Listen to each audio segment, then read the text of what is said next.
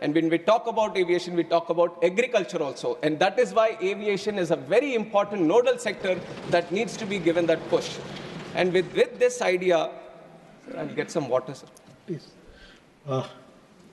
And it is with this idea that the whole aviation sector has been thoroughly, deeply understood on what the true potential India can have. And we have seen that there are multiple gaps also. Now 90,000 crores capex has been put into the infrastructure to create the infrastructure in airport infrastructure. But creating infrastructure, that itself is one challenge. And when I took the charge as a minister for this aviation, sir, I have promised the people of this country that, thank you. Thank you. She has always been so caring, sir. Like a mother, always. Thank you, ma'am. So, when we look deep, it is not about just creating the infrastructure, but it is about connecting them also.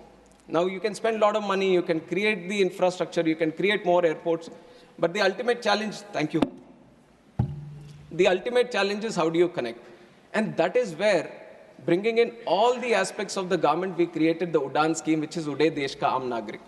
Through the UDAN scheme, the challenge of these airlines, because it is a market-driven industry, where they feel there might be a non-viability in running a route, the government has taken the responsibility a little bit on himself, and it has said that why don't we provide the viability gap funding? It was the first time that it has been done at such a large scale, and through the UDAN scheme, now we have started 609 routes in the country in just 8 years span of time. Nowhere in the world you would have seen such a scheme, which has been run by the government itself, so that the non-viable routes, the airlines can come and start the routes and facilitating the routes.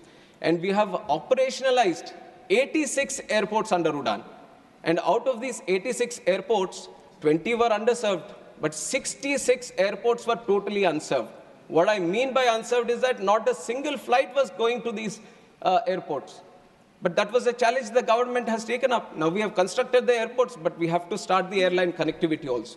And through the UDAN scheme, we have given the viability gap funding, and we were able to run all these airports. We were giving them those connections, which was very, very required for the people of that state or of that region or of the airport.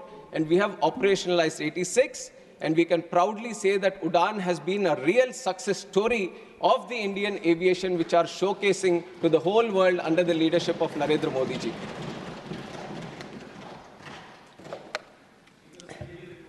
And why I say the whole world, sir?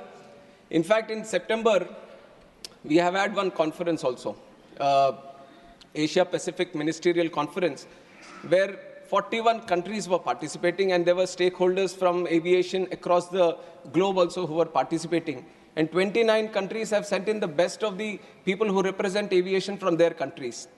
And I have heard all of them speak in that conference, and they have proudly said, the real thing that we can pick up from India today is how it has improved the domestic connectivity within the country, and how it has launched the RCS UDAN scheme so that it could facilitate the regional aviation in a very big way. Because for them, most of the countries, sir, for them, the aviation becomes more of an international affair. How